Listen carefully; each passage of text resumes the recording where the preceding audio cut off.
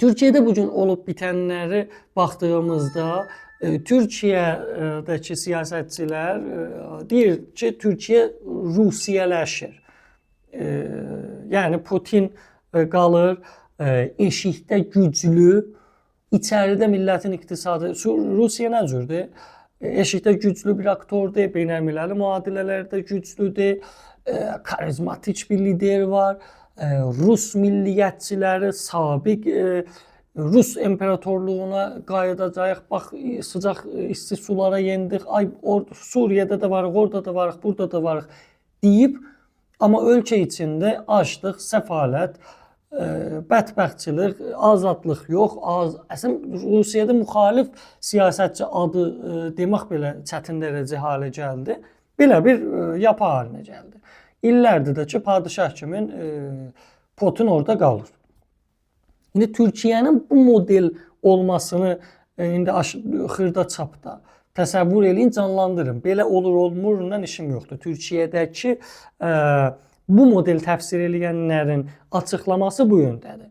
Karizmatik lider Erdoğan, beynəlmiləli müadilələrdə güclənən Suriya faktoru, Ukrayna savaşı, Qafqaz, Qarabağ məsələsi və s. Amma içəridə azadlıqların daraldığı, nə bilim, geçmiş imperatorluğa, Osmanlı imperatorluğuna yaxınlaşırıq. Ay, Afrikada da varıq, orada da varıq, burada da varıq. Amma xalq nə vəziyyətdə Türkiyədəki ekonomi, iqtisad, azadlıq məsələsi, belə bir söhbət var. Bəyənin, bəyənməyin, Türkiyədə belə təfsir olunur. Görünən də bu məsələnin çox da haqsız olmadığını bizə göstərir. İndi bu tozikdən sonra, çox uzatmaq istəmirəm, bizə nə təsiri var? Ümumən, İran türkləri, mən daha öncə də bunu biraz işarə eləmişəm, amma bunun üstündə durmamız lazımdır. Təbrizdə bir söhbət var ki, deyərlər, məscid qabağıdır, bətər sinə çalın və istilah şəxsi şeyində və ya düşman qabağıdır, onların qabağında kəm gətirməmək üçün şey eləyin.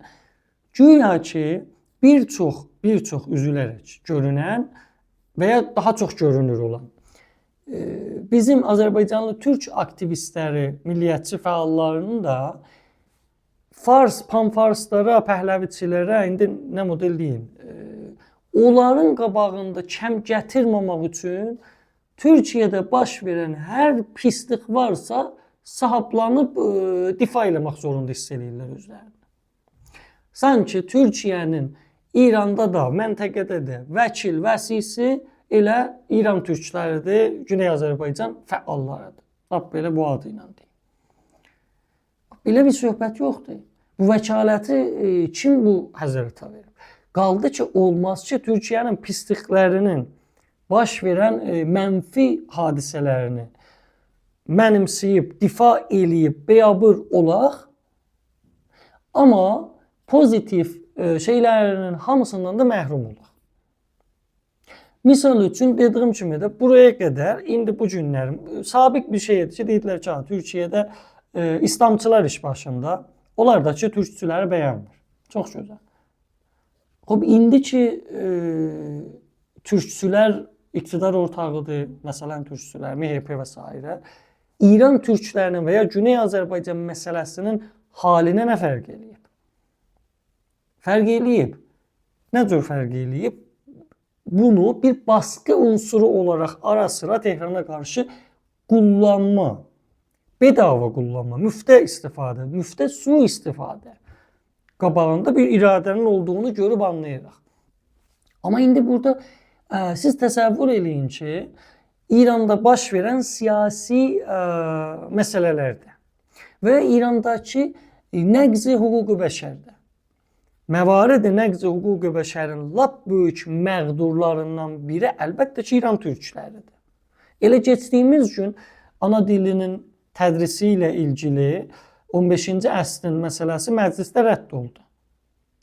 Bununla ilgili ciddi bir mütalibənin olduğunu görürük. 10 minlər nəfər Təbrizdə, stadionda illərdir, 30 ildir ki, İran türkləri bunu haykırır.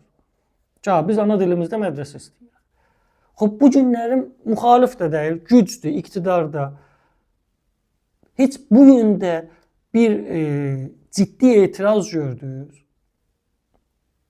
və ya təsəvvür eləyin ki, bir sahib çıxma gördünüz İran türklərinə və ya olmuyor, məsələn, təsəvvür bunadır ki, məsələn, nə olacaq? İranda, məsələn, birdən-birə Trump gəlib İranı bombalayacaq, Türkiyədə ordusu gəlib orada bizə Güney Azərbaycan böləcək, verəcək. Yəni, belə bir qorxuram ki, hətta bu qədər belə düşünənlər var, ha, yəni, bu da özü işin ayrı bir qorxunç tərəfidir. Ona görə bütün məsələn budur. Türkiyədən biz təsir alırıq, çox doğal, təbii bir şeydir.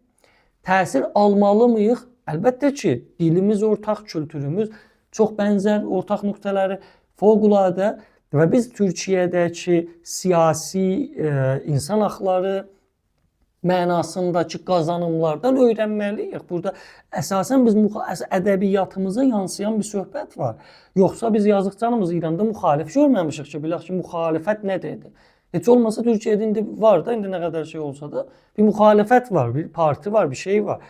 Bu böyük bir təsirdir və bunu da təsir almaq lazımdır. Müsbət yerlərindən olğu alıb əslən fotokopi elə. Eyvallah, bu işin ayrı bir tərəfi. Amma var olan mənfi şeylərdə ki, Türkiyədə belə heç kəs bunu belə savunmur. Biz nə hesaba gəlib bunları savunuruq?